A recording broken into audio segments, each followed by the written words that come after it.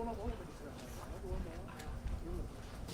ki səhərəcən işləyərək, siyahıları tərtib edərək amnistiyanın təsiratına düşdülər. Amma bu dəfə cənab prezident yüzlərlə, bəlkə də minlərlə işi məhkəmə və istintaqda olan şəxslər bunu arzuluyurduq çoxdan və cənab prezidentə də təşəkkür edirik ki, amnistiya təsiratına düşüb çıxanlar olur və amma yenə də yanında olun, balalarınızın yanında olun.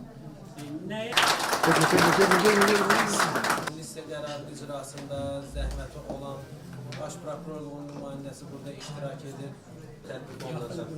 Bəli, hazırda yəni amnistiyanın icra müddəti davam edir və mütəşəkkil şəkildə sağ olun.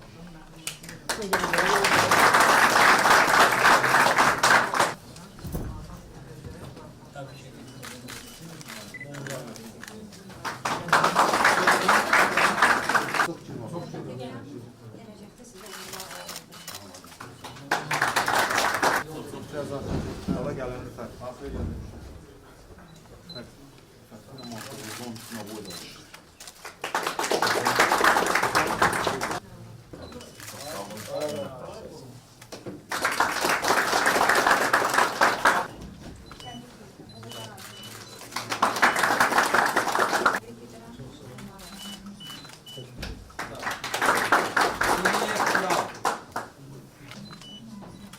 Təbii ki.